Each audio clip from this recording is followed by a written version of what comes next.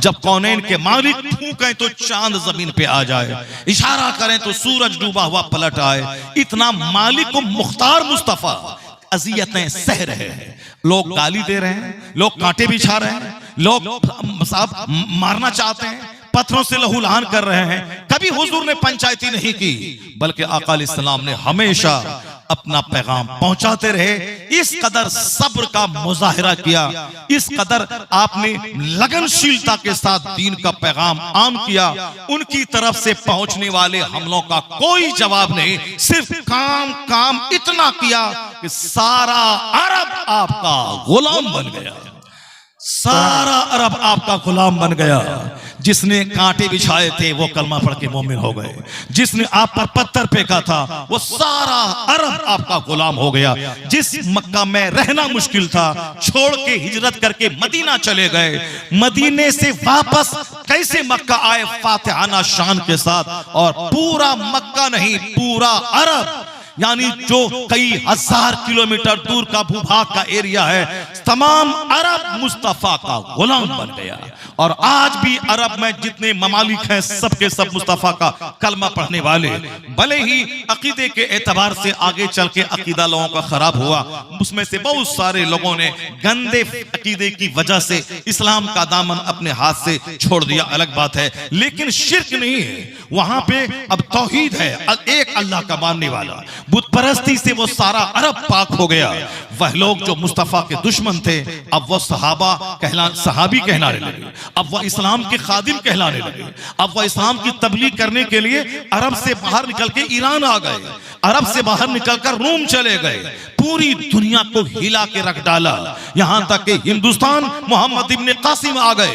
1000 साल तक मुसलमानों के हाथ, इस मुल्क के अजीज की हुकूमत उनके हाथ में रही। यानी एक कलमा पढ़ने वाला नहीं था, लेकिन यहाँ मुसलमानों का शासन कायम हो गया। ईरान में सारे मजूसी थे, मगर सारा ईरान कलमा पढ़ के मोमिन हो गया। रूम क्रिश्चियनों के कब्जे में था, लेकिन मुट्ठी पर मुस्तफा के गुलाम अरब के वो वहां कदम रखा, सारा रूम अल्लाह ने उनको अता फरमा दिया। क्या मतलब? जो मिशन लेके चलता है, जिनके दिमाग में बड़ा प्लान होता है, वो छोटी छोटी बातों में नहीं उलझता है, वह छोटी छोटी बातों में नहीं झगड़ता है, वह रंग और खानदान में नहीं उलझता है, वो साहब अपने अपने अपने बाप दादाओं के नाम पे नहीं लड़ता है। उसका प्लान बड़ा है, हमें जमीन जीतनी है, हमें इस्लाम की तबलीग करनी है, हमें कुफार और मुशरिकीन को मुस्तफा का गुलाम बनाना है। जब बड़ा बड़ा प्लान लेके निकले, छोटी छोटी बातें तो हमेशा होती रहती हैं, कभी खाने के नाम पे, कभी रिश्तेदारी के नाम पे, कभी पड़ोस में घर बनाने के नाम पे, कभी खेतीबाड़ी के नाम पे, कभी बिजनेस के नाम पे, ये तो हमेशा रहेगा, ये बातें हमेशा रहेंगी। मगर वह लोग अगर उलझ गए होते छोटी छोटी बातों में, रूम नहीं मिलता, ईरान नहीं मिलता, हिंदुस्तान नहीं मिलता। वह लोग छोटी छोटी बातों से ऊपर उठकर सिर्फ इस्लाम और मुस्तफा का पैगाम को आम करने के लिए निकले, तो अल्लाह ने सारी दुनिया उनके हवाले कर दिया।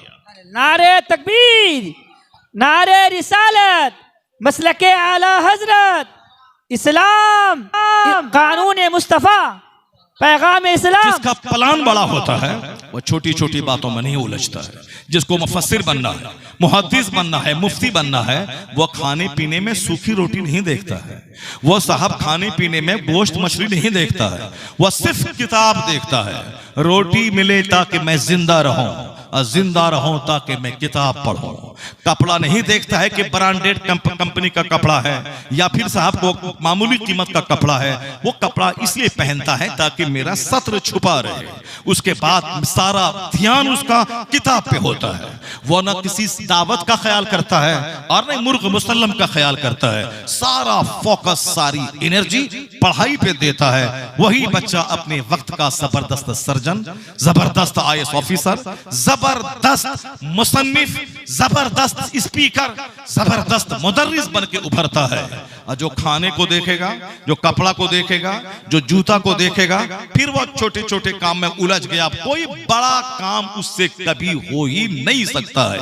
अब चूंकि समाज हमारा बट चुका है बहुत सारे इख्तलाफात और झगड़ों में, अब इसलिए मैं यह बात मैं कह रहा हूं कि कैसे सरकार ने उन सहाबा के दिलों को मुज़क्का मुसफ़्फ़ा किया, जहां किसी के लिए कोई अदावत नहीं, कोई दुश्मनी नहीं, किसी के बारे में गंदी सोच नहीं, बल्कि सबसे ऊपर उठकर इन्नमल मुमिनूना इख्वा, सारे मुसलमान आपस में भाई भाई हैं। अब भाई भाई में मन मुटाव हो जाए, उसको दूर करने के लिए किन तरीकों का सहारा लेना पड़े वो उसे मालूम है। उसका तरीका क्या है? अजियत पे सब्र करना, अपने आप को सरेंडर कर जाना, दूसरों को इज्जत और सम्मान देना, अपनी मोच पर अड़ा नहीं रह जाना। तब समाज चलता है, तब घर बढ़ता है, तब तरक्कियां मिलती है। उसकी मिसाल मैं देता हूं। आका अलैहिस्सलाम ने सहाबा कराम के दिल दिमाग को कितनी पाकीज़गी दी थी। एक मिसाल देता हूं, फिर मैं आगे बढ़ता हूं। कैसी पाकीज़गी दी थी? हजरत अमर इब्ने आस रज़ी अल्लाह ताला, सारे लोग उनका नाम जान रहे हैं। हजरत अबू उबैदा रज़ी अल्लाह ताला अन्हु, सारे लोग, जो लोग भी इस्लामिक हिस्ट्री पढ़ते हैं, जो लोग भी सहाबा कराम का नाम सुनते हैं और जो लोग भी तकरीरें ध्यान से सुनते हैं, वह इनका नाम जरूर जानते होंगे।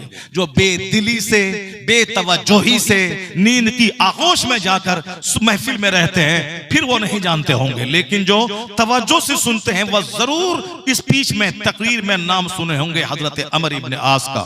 वह मिस्र के गवर्नर थे, जबरदस्त अक्लमंद, हकीम और फतूहात के मालिक और बादशाह थे।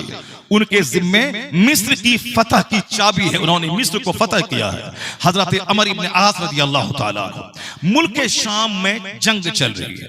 आका अलैहिस्सलाम ने अमर इब्ने आस की निगरानी में, उनकी क़यादत में एक फौज का दस्ता तैयार किया और उनको भेजा ताकि वहां के ईसाइयों, यहूदो नसारा से जंग किया जाए और पूरे इलाके में इस्लाम की तबलीग की जाए और इस्लाम को दूसरों तक पहुंचाया जाए। और जो इस्लाम दुश्मनी करके जंग छेड़ते हैं, उनसे लड़ करके उनकी दुश्मनी को मिटाया जाए, इस्लाम के कदम को आगे बढ़ाया जाए। अब जिहाद का मतलब ये नहीं कि दूसरों को काट दिया जाए, मार दिया जाए, नहीं। जिहाद का मतलब होता है मैं अल्लाह का पैगाम पहुंचाने के लिए सारे बंदों तक जाना चाहता हूं। 1 लाख आदमी नदी के उस पार है, जो आदमी शिर्क में डूबा है, शराब में डूबा है, मुर्दार खाने में लगा है, अय्याशी में लगा है, इस्लाम का पैगाम वहां तक पहुंचेगा। लेकिन बीच में अगर कोई रोड़ा यानी रुकावट खड़ी करे, अब रोड़ा डाल दे, नहीं वहां जाने दूंगा, आगे तबलीग नहीं करने दूंगा, अब वहां उस बंदे से तो लड़ना होगा, क्योंकि वह पैगाम अगर नहीं पहुंचा वहां तक, लाखों लोग जन्नत जाने से महरूम रहेंगे, लाखों लोग हक पहचानने से महरूम रहेंगे, लाखों लोगों तक कलमे हक नहीं पहुंच पाएगा। इसलिए 2-4 आदमी को रास्ते से साफ किया जाए ताकि करोड़ों आदमी तक इस्लाम का पैगाम पहुंच जाए। इसी सफाई का नाम जिहाद है। एक शक्ल यही है, 1-2 आदमी को रास्ते से साफ किया जाए। जैसे कोई ज़िनाकार, कोई शादीशुदा ज़िना करे, उसको इतना मारा जाए कि पथ पे मर जाए। सजा बहुत हार्ड है, बीच चौराहे पे पब्लिक की मौजूदगी में इतना पत्थर मारा जाए कि वह मर जाए। सजा हार्ड है, लेकिन इसकी हिकमत यह है कि एक बंदा मरेगा, लाखों औरतों की आबरू सेफ हो जाएगी। कोई ये कदम उठाने की हिम्मत नहीं कर पाएगा। इसलिए इस्लाम की जो सजाएं सख्त हैं, उसकी हिकमत यही है, क्राइम रुक जाए। और रुका, जहां के लोग चोरी के आदी थे, अब इस्लाम की सजा आई, हाथ काटे जाए। इस सजा ने पूरे अरब को चोरी से पाक कर दिया। जहां अब मर्द अपनी सौतेली माओ से दुर्व्यवहार करते थे, सजा ने शादीशुदा को संसार किया जाए, पत्थर मार के हिलाक कर दिया जाए। कुंवारा ज़िना करे 100 कोड़े उसको मारे जाएं, चाहे मर क्यों न जाए। इस सजा ने पूरे अरब के लोगों को अंदर से बाहर से बदल के रख दिया।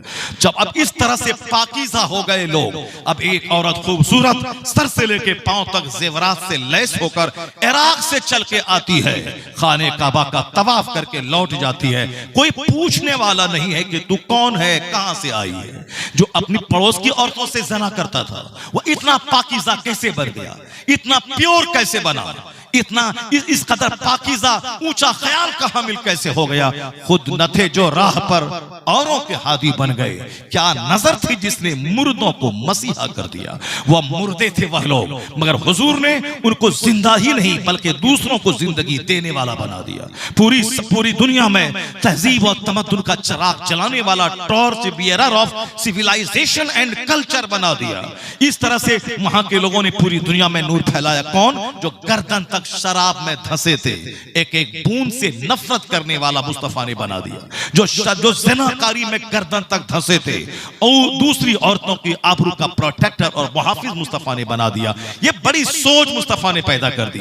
अब फिर इसी सोच पैदा की, जहां नफ्स, घमंड, गुरूर, अनानियत, नहीं कायम करने दूंगा मदरसा। मेरा नाम तुमने जलसे के पोस्टर में क्यों नहीं दिया, मेरे पीर को क्यों नहीं बुलाया, नहीं चलने दूंगा। तुम शराब की मजम्मत तुमने क्यों किया, मैं मस्जिद का मुतवल्ली हूं, तुम हम पर तुमने टारगेट किया है, तुमको नहीं रहने दूंगा। जब तक समाज में ऐसे खसीस और रजील किस्म के लोग रहेंगे, एक अच्छा आलिम इमाम की शक्ल में नहीं मिलेगा, समाज में अच्छे लोग नहीं मिलेंगे।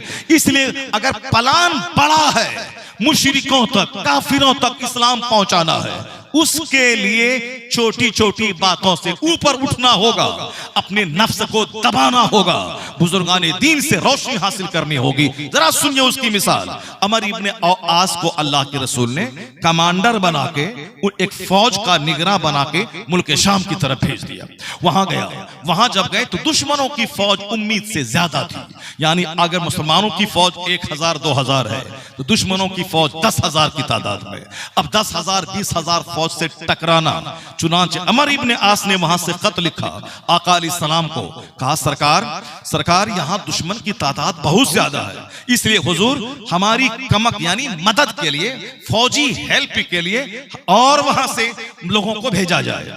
आका अलैहिस्सलाम ने हजरत अबू उबैदा रजी अल्लाह ताला अन्हु की निगरानी में उनको उस गिरोह का सरदार बनाकर यहां से 200 मुहाजिरीन का जबरदस्त दस्ता तैयार किया और हुजूर ने भेजा और अमर इब्ने आस के नाम खत लिख दिया कि मैं तुम्हारे कहने पर, मैं तुम्हारी कमक मदद के लिए, फौजी मदद के लिए मैं यहां से भेज रहा हूं। तुम लोग आपस में झगड़ना मत, आपस में मिल करके फौज दुश्मन से मुकाबला करना, आपस में झगड़ना मत, बल्कि मिल करके दुश्मन से मुकाबला करना। आका अलैहिस्सलाम ने हजरत अबू उबैदा की निगरानी में 200 फौजियों का एक दस्ता रवाना किया। जब यह लोग वहां पहुंचे, वहां पहुंचने के बाद फौजी मदद आ गई, खुश हो गए। अब वहां एक नया इख्तलाफ ये शुरू हो गया। हजरत अमर इब्ने आस के साथ जो लोग पहले गए थे लड़ने के लिए, उन लोगों ने कहा कि आप लोग मेरी मदद के लिए आए हैं, इसलिए हमारी फौज का जो कमांडर और निगरान है वो अमर इब्ने आस होंगे, हमारा सरदार, हमारा जनरल, हमारा रहनुमा अमर इब्ने आस होंगे। आप लोग मेरी मदद के लिए आए हैं। लेकिन हजरत अबू उबैदा रज़ी अल्लाह ताला अन्हु के साथ के जो लोग थे, उन लोगों ने कहा नहीं, हमारा सरदार तो अबू उबैदा है, हम तो इनकी निगरानी में जंग लड़ने आए हैं, हमारा सरदार तो यही रहेगा।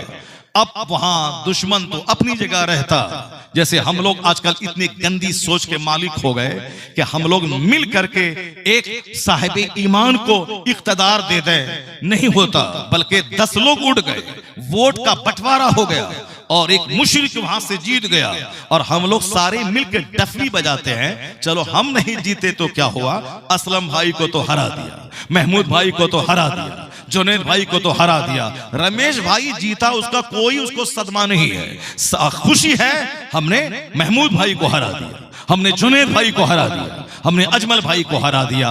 दुश्मन कामयाब हो जाए, दुश्मन हमें टारगेट बनाए, वो हमें मारे पीटे काटे, वो हमारी माँ बहन बेटियों को जलील करे, सब चलेगा, आपस ही में गीदड़ की तरह लड़े पड़े हैं। इस खतरनाक वक्त में शेख पठान की जंग में पड़े हैं, इस खतरनाक वक्त में अंसारी जोलाहा की जंग में पड़े हैं, इस खतरनाक वक्त में बिहारी गुजराती की जंग में पड़े हैं, इस खतरनाक वक्त में गोरे और काले की जंग में पड़े हैं। साहब छोटी छोटी बातों में आपस में लड़ रहे हैं। दुश्मन तो पछाड़ेगा, दुश्मन तो टुकड़े टुकड़े करके मारेगा, दुश्मन तो आज इनको गले लगा के आपको सफाया करेगा, फिर उसके बाद उसको सफाया करेगा। इस तरीके से सारे अरब में सबको मालूम है कि सद्दाम को किसने मरवाया, कर्नल कज़्ज़ाफ़ी को किसने मरवाया, यासिर अरफ़ात को किसने मरवाया, हुस्नी मुबारक को मिस्र के सरबराह को किसने मरवाया। सबको मालूम है कि एक तरफ इनको फायदा पहुंचाया, इनकी आड़ में उस दुश्मन को मारा, फिर जब वो रास्ते से साफ हुआ और ये देख ये आंख दिखला रहा है, फिर तीसरे को साफ किया, इसको रास्ते से साफ किया।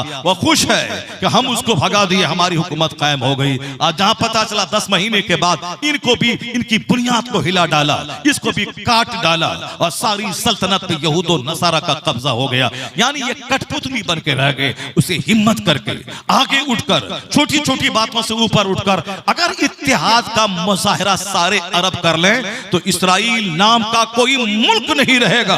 क्योंकि इतने मुसलमान गल्फ में है, अगर सब यूनाइट हो जाए, एक पत्थर सब उठा के मारे तो इसराइल का नामो निशान नक्शे से खत्म हो जाएगा। इतनी बड़ी आबादी मुसलमानों की है, लेकिन वो चालाक, वो अय्यार, वो इस्लाम का दुश्मन, वो ऐसे ही फूल के ओपन वार नहीं करता है। वो वहां लड़ाता है आपस में, कभी लोकल इश्यूज के नाम पे, कभी शिया सुन्नी के नाम पे, कभी दूसरे नाम पे लड़ाता है। एक को सपोर्ट लेकर के दूसरे को तबाह करता है, फिर दूसरे को की आड़ में तीसरे को तबाह करता है। अभी ईरान तबाह हो, अभी ईरान को बहुत ज्यादा खल रहा, बहुत ज्यादा चल रहे हैं कि हमारा अगला टारगेट अमेरिका और इसराइल का हम है। इसीलिए रोजाना साहब परीक्षण कर रहे हैं, रोजाना साहब अपने हथियार बना रहे हैं। वही ईरान है जिसने अमेरिका से मिलकर सद्दाम जैसे बहादुर को मार डाला, सद्दाम की हुकूमत खत्म कर डाली। उसी ईरान का सहारा लेकर अमेरिका ने सद्दाम को मरवाया।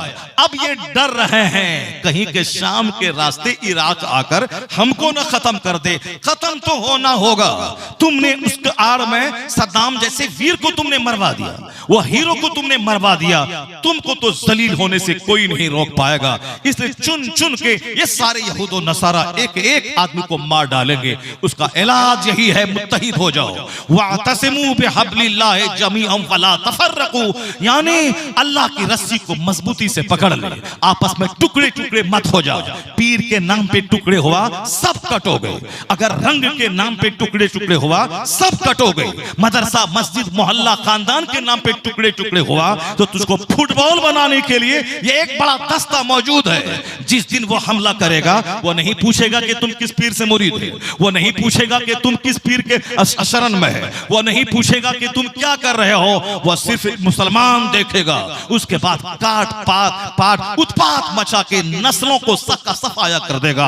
वक्त रहते हुए मुत्तहिद होना पड़ेगा, जिसका पैगाम कुरान देता है, जिसका पैगाम हदीस देती है। जरा देखिए छोटी छोटी बातों से ऊपर उठकर कैसे एक अच्छा समाज बनता है, कैसे फतह हासिल होती है। अमर इब्ने आस ने कहा, मैं कमांडर तो मैं रहूंगा, सिपह सालार तो मैं रहूंगा, क्योंकि हुजूर ने मुझको बना के भेजा है और आपको मेरी मदद के लिए भेजा है, इसलिए आप मेरे मातहत रह करके जंग लड़ेंगे।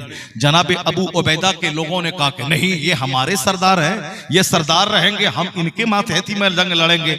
इख्तलाफ दूसरा हो जाता कि दोनों अड़ गए होते, जैसे हम लोग अड़ जाते हैं। मस्जिद का दो आदमी दोनों अड़ गया और दोनों कट गया, दोनों अड़ गया, तो हम नहीं होने देंगे। अब कोई झुकने का नाम नहीं लेता है। चलो हम सरेंडर कर गए, तुम ही इमाम हाकिम बन जाओ। ये सरेंडर का नाम वो करेगा जिसका सीना चौड़ा होगा, और फिर जो तंग होगा, जो मोच की लड़ाई लड़ेगा, वो तो साहब पूरे समाज को लावा और कटवा के तबाह बर्बाद कर डालेगा। हजरत अमर इब्ने आस जब कहे कि सरदार मैं रहूंगा, आपको मेरी निगरानी में जंग करनी होगी, अबू उबैदा रज़ियल्लाहु अन्हु के साथी कहने लगे नहीं होगा, तो अब तो कोई रास्ता निकलना था। हुजूर ने कहा था कि आपस में मत लड़ना, मिल करके दुश्मन का मुकाबला करना। हजरत अबू उबैदा सामने आ गए, जबकि अबू उबैदा अमीनुल उम्मा है, जिनका मजार जॉर्डन में है। अल्हम्दुलिल्लाह ये फकीर उनके मजार पे हाजिरी दी है। वह पूरा इलाका, जिस इलाके में वह जंग लड़ी जा रही थी, हजरत अबू उबैदा अमीनुल उम्मा वो सामने आ गए। कहा, ए अमर इब्ने आस, कमांडर तू ही रहेगा, सिपह सालार तू ही रहेगा, हम तेरी निगरानी में जंग लड़ेंगे, हम तेरी निगरानी में जंग लड़ेंगे, सिपह सालार तू ही रहेगा। दोनों जत्थों ने मुत्तहिद होकर वो जंग लड़ी कि उस इलाके के सारे दुश्मनान इस्लाम धाराशायी हो गए और पूरे शाम और मिस्र के उस इलाके पे इस्लाम की फतह का झंडा गाड़ दिया। पूरा इलाका अल्लाह ने अता फरमा दिया। मतलब क्या निकला? मतलब यह निकला कि सीना साफ करना होगा, यहां से जंग धोना होगा, यहां से जो गंदगी कीचड़ है, अदावत की जंग, दुश्मनी की जंग छोड़ना पड़ेगा। कुरान के नाम पे मुत्तहिद होना होगा, हुजूर की अजमत और तहफ्फुज़े नामूस रिसालत के नाम पे मुत्तहिद होना होगा, गौसे आजम के नाम पर मुत्तहिद होना होगा, आला हजरत के नाम पर मुत्तहिद होना होगा। छोटी छोटी बातों की कुर्बानी देनी होगी, अपनी मोच को पान मिट्टी के नीचे दफन करना होगा।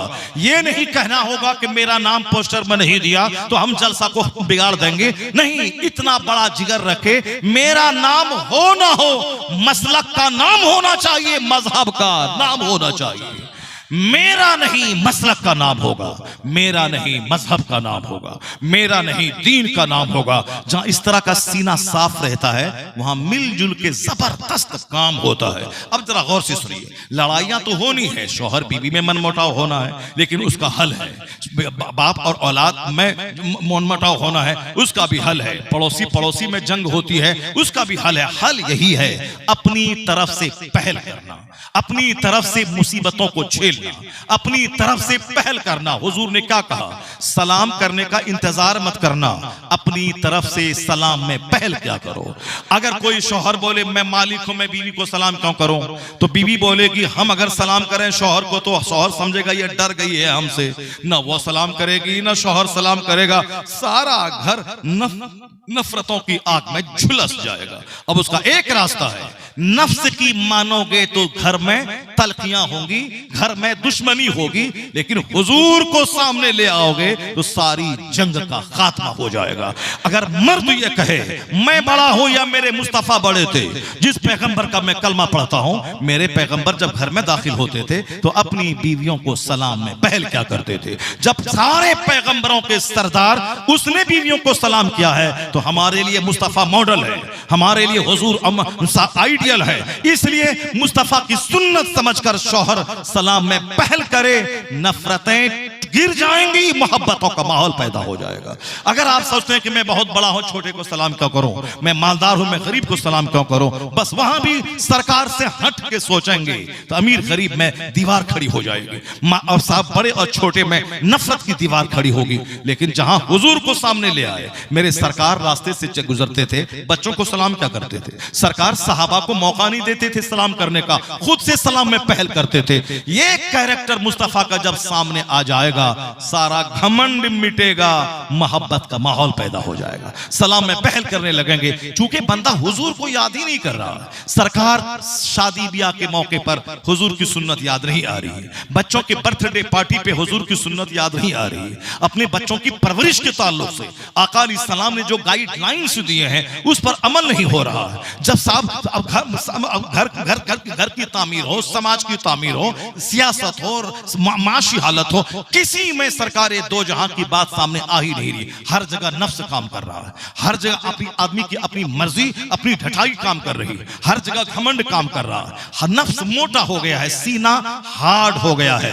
इसीलिए जलसे में जंग, मदरसे में जंग, खानकाह में जंग, एक पीर का दो बेटा, दोनों बेटे जंग में लड़े हुए हैं कि हमारी गद्दी, हमारी गद्दी, हमारा पीर हमारा, हम हैं, हमारे बाप के मुरीद हमारे हैं। छोटा बोलता मैं छोटा हूं, मैं इस गद्दी का मालिक। क्यों? वहां लालच है 2 टका कमाने की, क्योंकि गद्दी नशी बन गए तो फिर जितने पीर हमारे, जितने मुरीद हमारे बाप के हैं वो सब हमारी तरफ आ जाएंगे। 1 टका ही दिया तो 1 लाख मुरीद से कितने रुपए हो जाएंगे। आराम से खाएंगे पिएंगे, एयर कंडीशन महल में रहेंगे, मुरीदों के यहाँ दौरा करेंगे, हम मुर्ग मुसल्लम खाएंगे और आराम से मजे से जिंदगी के दिन गुजरेंगे। उसके बाद जब बेटा जवान हो जाएगा, उन बेटों को मुरीदों के यहाँ दौरा करवाएंगे ताकि लोग पहचान ले कि उनका बेटा है। अब फिर उनका बेटा मर गया, बाप उनका 4 बेटा, चारों बेटा जंग कर रहा है, वो केस मुकदमा कर रहा है, हम बने तो हम बने, हम बने तो हम बने। इसका हल क्या है? 25-25 साल से दिल्ली में जंग होती रही, केस लड़ा जाता रहा कि हम गद्दी के हकदार हैं, हम गद्दी के हकदार हैं, दावेदार मर गए, केस कटकोठी में रह गया, तो सारी जिंदगी में कुछ सुख नहीं मिल पाया। इसका हल क्या था? हल यही था कि खानकाह कहते किसको है, पीर कहते किसको है। खानकाह का मतलब जहां मखदूम अलाउल हक पंडवी की खानकाह में मखदूम अशरफ जहांगीर सिमनानी ईरान का तख्त छोड़ के यहां आ गए, यहां अपना सारा शहनशाही गुरूर को मिटा के मुर्शिद की खिदमत में आ गए। बादशाह बल्ख मखदूम बिहार के आस्थाने, मखदूम बिहार की सोहबत में आ गए। खानकाह का मतलब बादशाह वहां आते थे, जमींदार आते थे, उनको जौ की रोटी खिलाई जाती थी, उनको रोजाना 100 रकअत नमाज़े नफल पढ़वाया जाता था, उनको महीने में 25 दिन रोजा रखवाया जाता था, उनका सारा घमंड मिटाया जाता था, उनको मोटा ताजा आते थे, सूखे कांटा हो जाते थे। थे, ताकि घमंड मिटे, नफ्स मिटे, गुरूर मिटे, अहंकार मिटे, बुराई की ख्वाहिश मिटे। इसी का नाम तो है खानका, जहां नफ्स को सुथरा किया जाए, जहां आदमी का जंग आलूद सीना पाक किया जाए।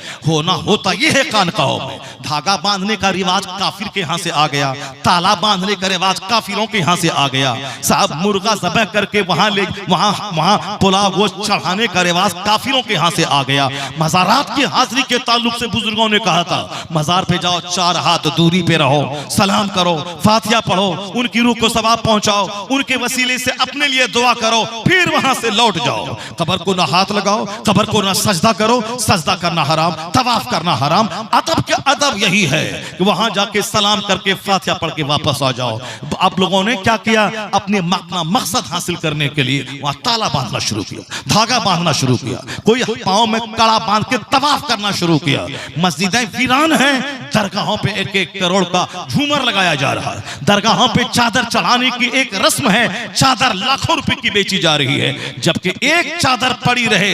आला हजरत रज़ी अल्लाह तआला अन्हु ने लिखा है, अजमत की खातिर ताकि अल्लाह के वली की कब्र है, एक चादर पड़ी रहे, जब तक वह बोसीदा ना हो, फट ना जाए, दूसरी चादर ना चढ़ाई जाए। बुजुर्गों ने तो ये कहा, और हम लोगों ने मकसद हासिल करने के लिए चादर चढ़ाने की मिन्नत मांगनी शुरू कर दी। ये मकसद पूरा हुआ, चादर चढ़ाएंगे, बेटा आ गया चादर चढ़ाएंगे। यानी सब नफ्स के गुलाम हो गए। नमाज नहीं है, मस्जिदें वीरान हो गई, घर में तिलावत नहीं है। अब सारा जोर ताला, धागा, चादर पोशी, संदर, गागर, सब पे झूमर, गुंबद को रोजाना पेंट करने पे सारा जोर सर्फ हो गया। उस कब्र में जो बुजुर्ग लेटे हैं, वह जी भर के जौ की रोटी भी जिंदगी में नहीं खाई। वह रात भर जाग के ईशा के वजू से फजर पढ़ा करते थे। वह एक दिन में पांव पे खड़े होकर पूरा कुरान खत्म कर लेते थे। उन्होंने दुनिया को तलाक दे दिया, लेकिन हमने उस बुजुर्ग, उस जाहिद की कब्र को हमने मेला लगा दिया। हमने औरतों का मेला, जिस औरतों पे जुमा की नमाज फर्ज नहीं है, ताकि उसका पर्दे में रहना जुमा पढ़ने से ज्यादा जरूरी है। औरतों पे जमात से नमाज पढ़ना जरूरी नहीं है, उसका घर में रहना जमात से नमाज पढ़ने से ज्यादा जरूरी है।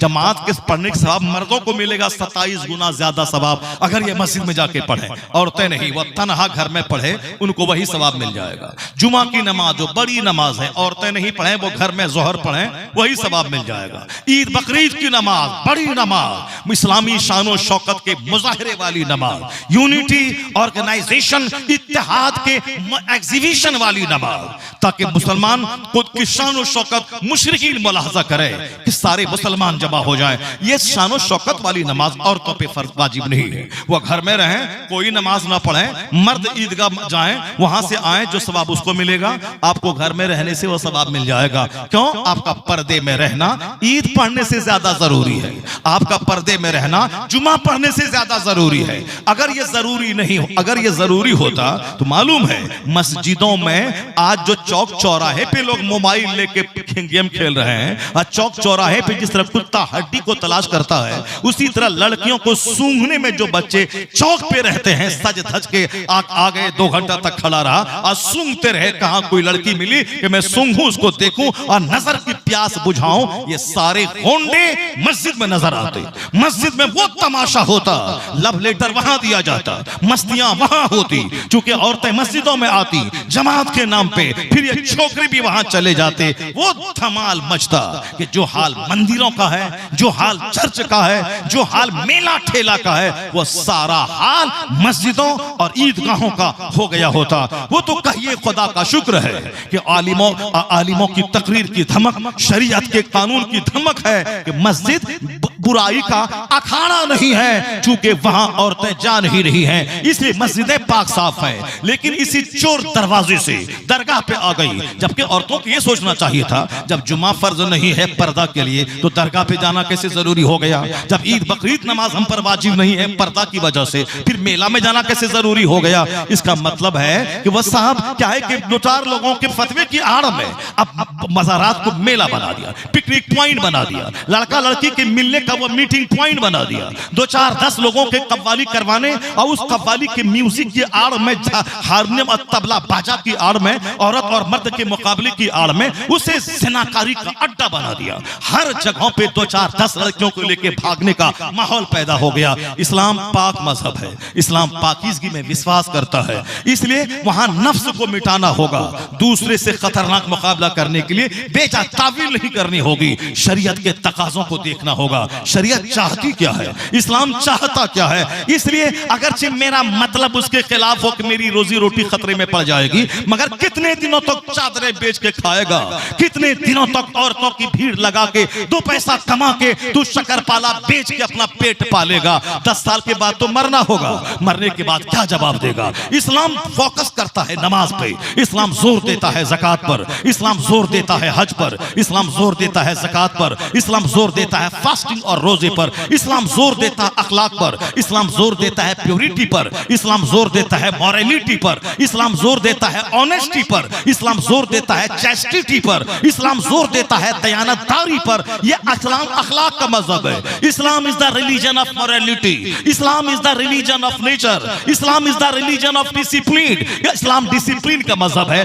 अखलाक का मजहब है, पाकीज़गी का मजहब है। हमने उसे ढोल का मजहब बना दिया, हमने उसे हारमोनियम का मजहब बना दिया, हमने उसे जहालत का मजहब बना दिया। इसलिए एक कौम मुस्लिम, तुम अपने पीर के बजाय सहाबा की जिंदगी को पेश करो, मुस्तफा की जिंदगी को पेश करो, सरकार गौसे आज़म जो सारे पीरों के पीर हैं उनकी जिंदगी पेश करो। अगर सब अपने बाप दादा में लड़ते रहोगे तो बर्बाद हो जाओगे। बुजुर्गाने दीन को सामने लाओ, छोटे छोटे इख्तलाफ को मिटा दो, मुत्तहिद हो जाओ, जन्नत वहां मिलेगी, कामयाबी यहां मिलेगी। तकबीर, नारे रिसालत, पैगाम मुस्तफा, कानून मुस्तफा, खलीफाए ताजुश्शरिया, अताए ताजुश्शरिया, बस्ती बस्ती करिया करिया। नफ्स को मिटाना होगा, अपने नफ्स को पाक कर। कद अफलहा मन तज़क्का, वह कामयाब हो गया जिसने अपने आप को प्योरीफाई किया, अपने आप को गंदगी से बचा लिया। गंदी सोच, गंदा ख्याल, गंदे वसवसात, गंदे प्लान से जो अपने आप को बचा लिया। कपड़ा अगर गंदा हो तो आदमी पानी धो के साफ कर लेगा, लेकिन अगर ज़मीर गंदा हो जाए उसका क्या इलाज होगा, सोच गंदी हो जाए उसका क्या होगा।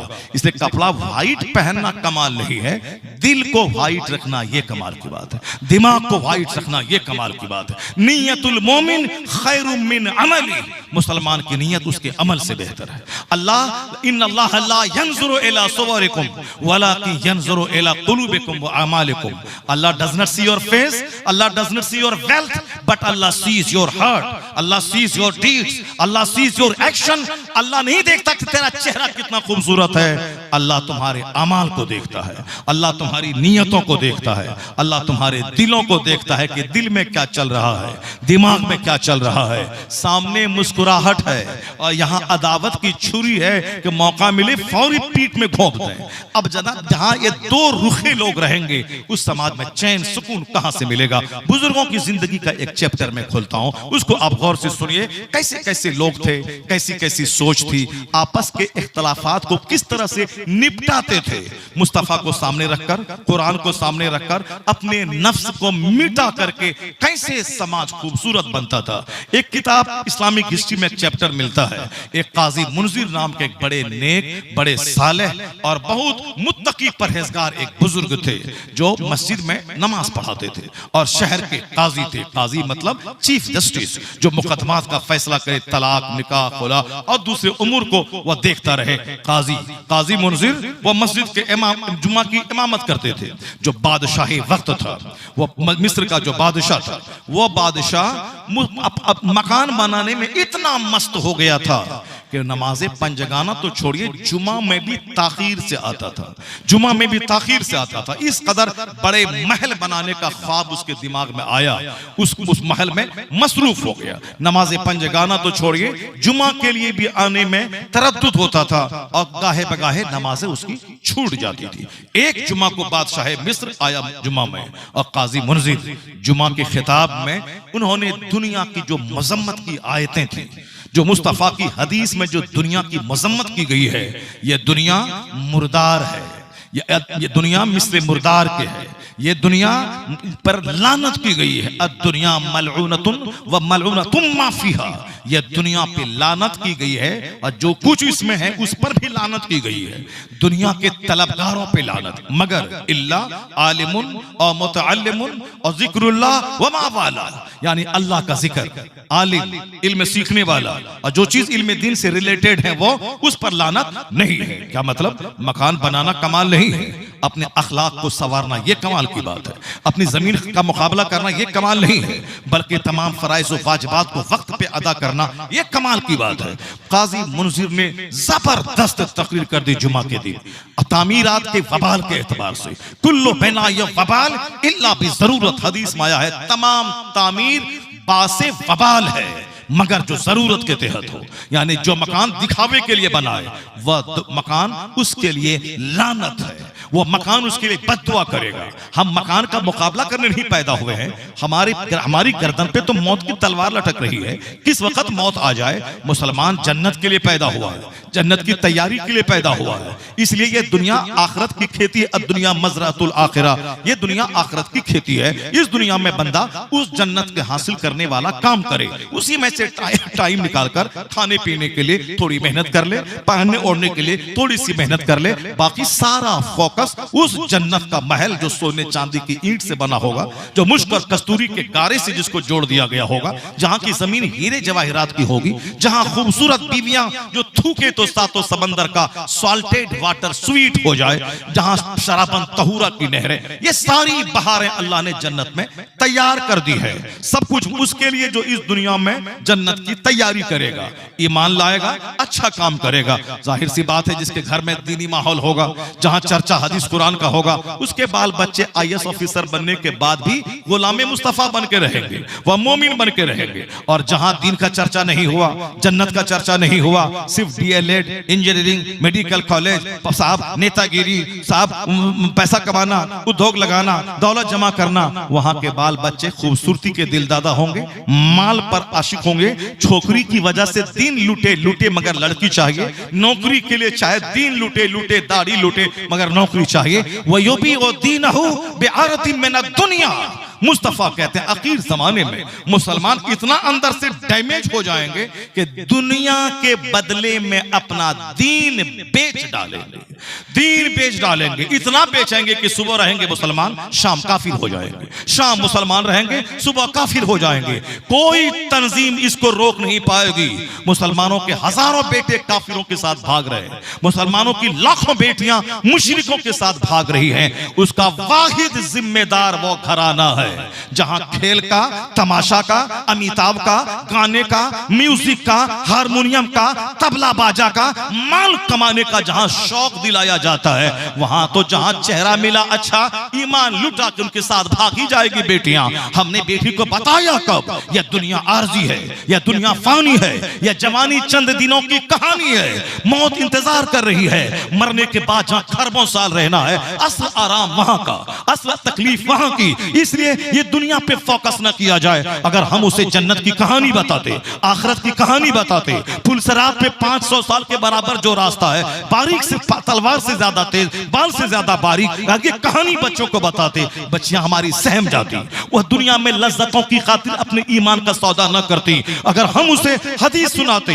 बुजुर्गों की कहानी बताते, अगर बेटियों को कोई काफिर 10 करोड़ रुपए का ऑफर देकर उसके ईमान को लूटना चाहता, यह कहती मैं तेरे चेहरे पे थूक दूंगी, जिंदगी भर कुंवारी रह जाऊं मगर ईमान का सौदा नहीं करूंगी, मगर ईमान का सौदा नहीं करूंगी। ये वही बोलेगी जिसके बाप ने घुट्टी में इस्लाम पिलाया होगा, जिसके बाप ने जन्नत की बात बताई होगी, जिसके बाप ने दुनिया को चंद दिन की कहानी और असल आखिरत की कहानी, उसकी दास्तान सुनाई होगी। तब उनके बेटे बचेंगे जहां हमेशा हुस्न की, स्मार्ट की, लव की, अफेयर की, प्यार की, नेतागिरी की, इंजीनियरिंग की, मेडिकल साइंस की, साहब साहब क्या है कि ट्रेनिंग की, जहां नीट निकालने की, जहां साहब नीट निकालने की, बीएड की, एमएड की, डीएलएड की जहां चर्चा होगा, वहां तो एक टाका ईमान बेचवा देगा, एक लड़की का चेहरा ईमान बेचवा देगा। हुजूर ने कहा आखिर ज़माने में मुसलमान इतना डैमेज हो जाएगा कि सुबह मुसलमान रहेगा, शाम काफिर हो जाएगा, शाम मुसलमान रहेगा, सुबह काफिर हो जाएगा। इसी हालात को हुजूर ने 1400 साल पहले देख लिया था, इसलिए हुजूर ने बता दिया। ऐसा नहीं कि हुजूर ने बता दिया तो होगा, हुजूर ने बता दिया तो मुसलमान काफिर हो जाएगा, सुबह मुसलमान रहेगा, शाम काफिर हो जाएगा। हुजूर के बताने की वजह से ऐसा हो गया? नहीं, हुजूर के बताने की वजह से ऐसा नहीं हो गया, बल्कि जो कुछ दुनिया में होने वाला था लोगों की वजह से उस बात को हुजूर ने 1400 साल पहले बता दिया। जो कुछ होने वाला था समाज में, ड्रामा शराब का, शबाब का, ज़िना का, सूद का, वो सारी बातें मुस्तफा ने 1400 साल बता दी।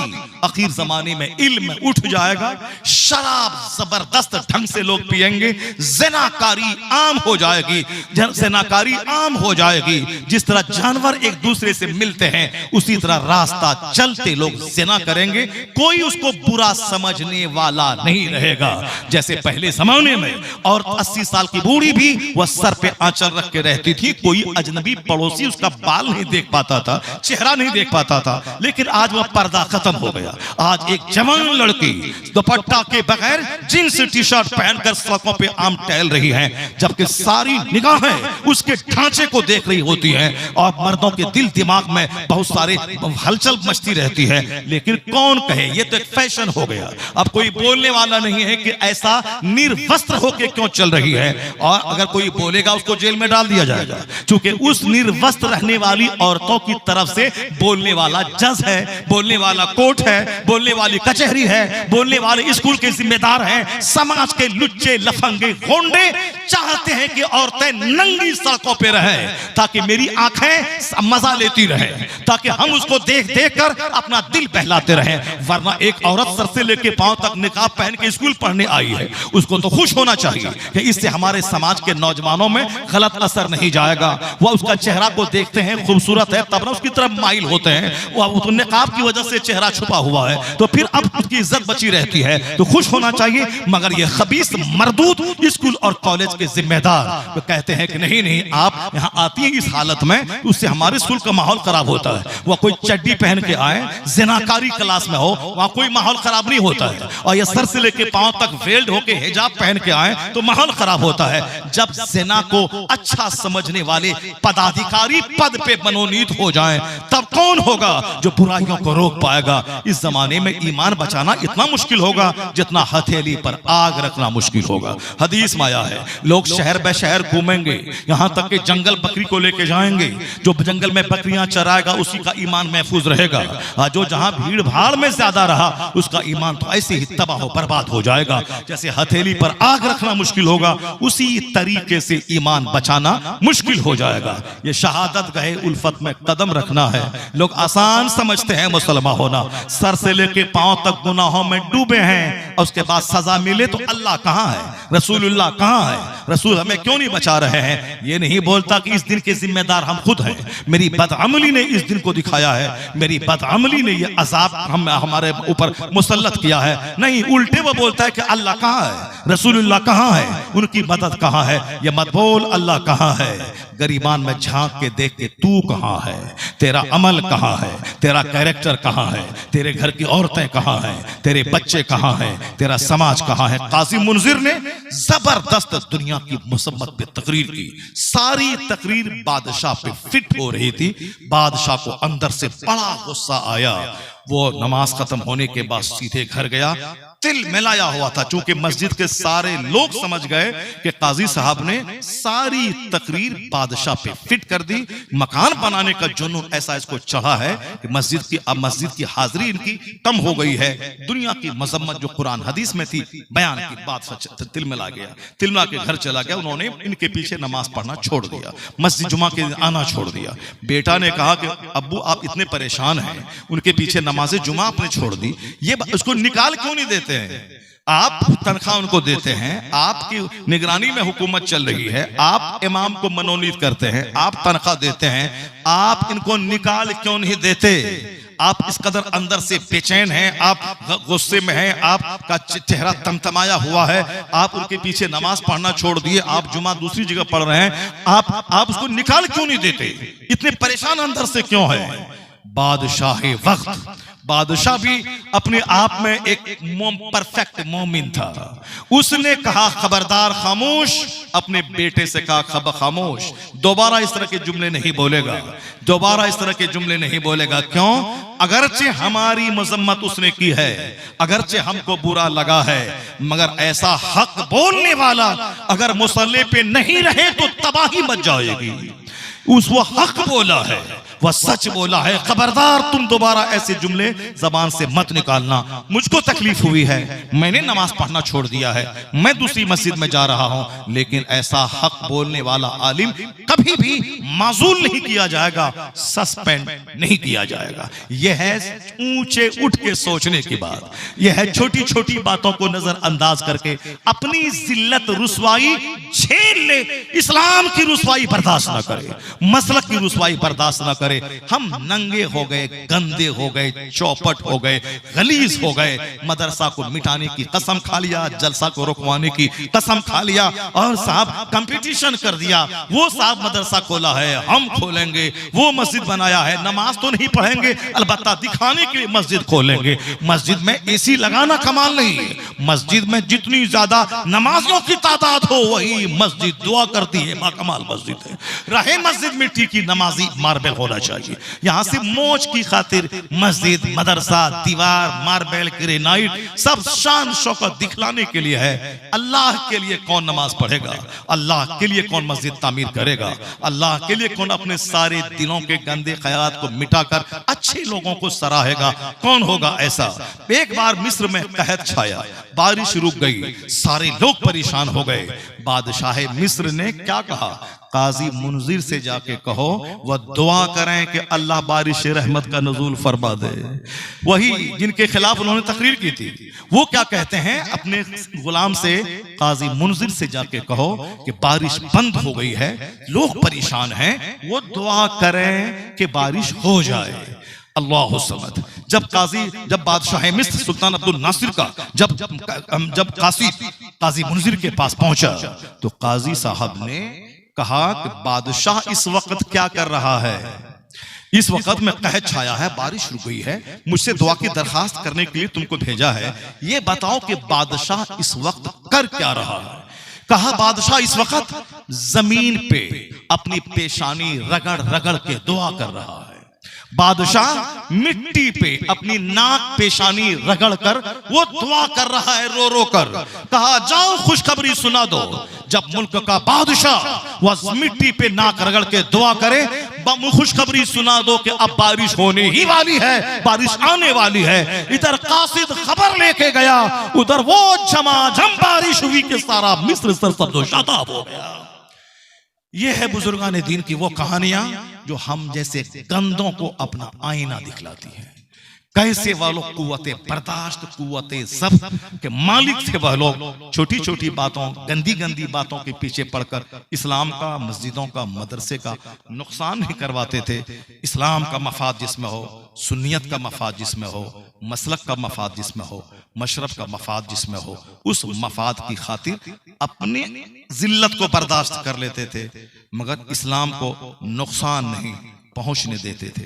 यही कहानी बुजुर्गान दीन से हमारी जिंदगी में रोशनी के लिए काफी है।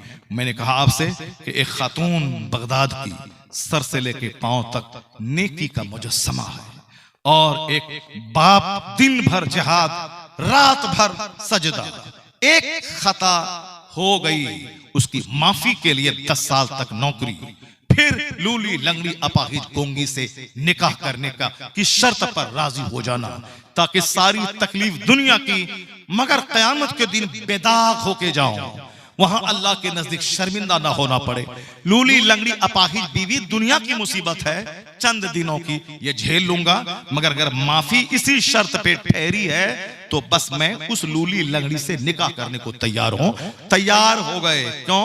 एक मुसीबत को उठाने के लिए। लेकिन जो अल्लाह से सौदा करता है, अल्लाह ताला ज्यादा दिन तक उसको नुकसान में नहीं रखता। अल्लाह ताला बेहतरीन बदल अता फरमाता है। उस नौजवान ने अल्लाह की मोहब्बत में आखिरत के अजाब से बचने के लिए एक लूली लंगड़ी से शादी कर ली, ताकि हमारा ये जुर्म माफ कर दे। ना सोचा था कि खूबसूरत होगी, नहीं, बल्कि लूली लंगड़ी समझ के निकाह कर लिया। अल्लाह की मोहब्बत में, अल्लाह से डरते हुए, कयामत के दिन हिसाब किताब से की गिरफ्त से बचते हुए इस गुनाह के दाग को यही धोना चाहा। मालूम है जब गुजरे उरूसी में दाखिल हुआ, हुस्नो जमाल की देवी बैठी है, बाहर निकला, महसूस हुआ कि मेरी बीवी नहीं, मैं गलत कमरे में दाखिल हो गया हूं। लेकिन लड़की के वालिद ने कहा, बेटा ये तुम्हारी बीवी है। मैंने जो कहा था लूली लंगड़ी गोंगी, इस माना कर कहा था कि मेरी बिटिया इतनी परहेजगार है कि जबान ने आज तक गुनाह नहीं किया है, कान ने आज तक खता नहीं किया है, हाथ पांव से गुनाह का सुदूर नहीं हुआ है। वो लड़का सजदे में सर रख के अल्लाह की इस नेमत का शुक्र अदा किया होगा, मालिक मैं आखिरत के अजाब से बचने के लिए, मैंने इस गुनाह की माफी के लिए इस लड़की को मैंने कबूल किया था, तूने इस सौदे को नफा बख्श बनाया कि जन्नत तो दूर है, इसी दुनिया में उस सब्र का जबरदस्त इनाम तूने अता फरमा दिया।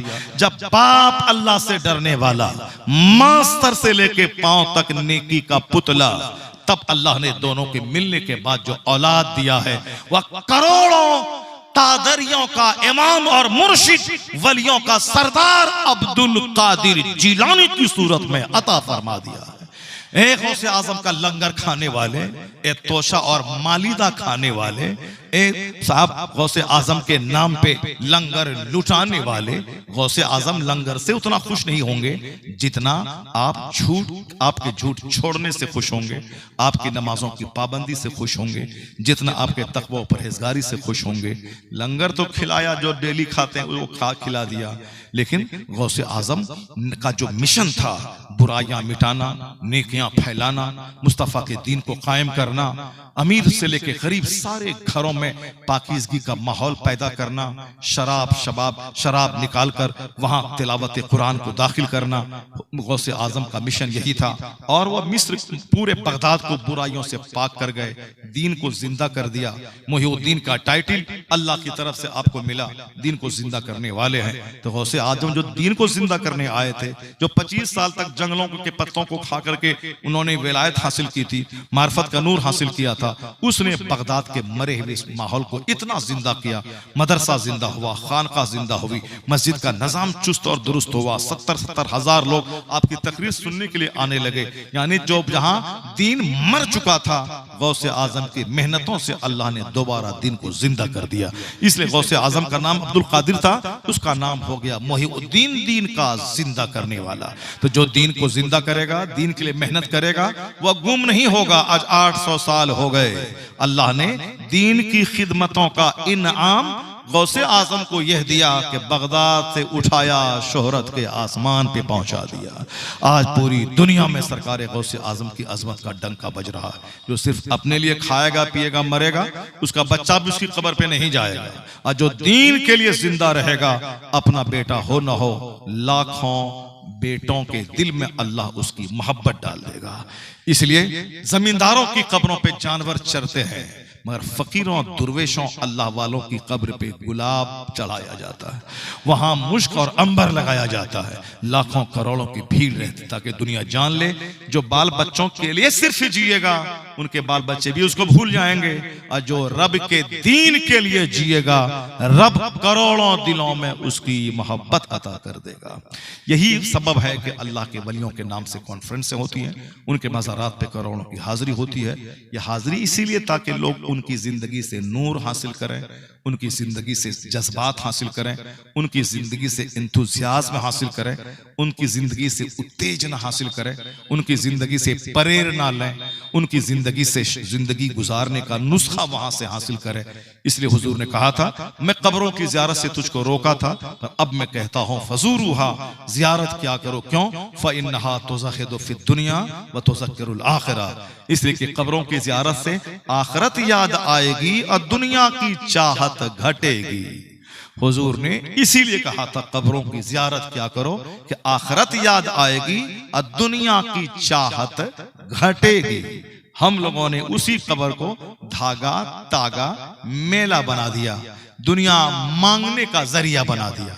जिस कब्र की हाजिरी को हुजूर ने दुनिया की चाहत घटाने का जरिया बनाया था, हमने उसी कब्र को दुनिया बटोरने का जरिया बना दिया। इसीलिए बरकतें खत्म हो गई, रूहानियत खत्म हो गई। अल्लाह तबारक व तआला हमको आपको सबों को नेक लोगों का चर्चा करने, उनकी जिंदगी से नूर हासिल करने की तौफीक अता फरमाए। आमीन व आखिर।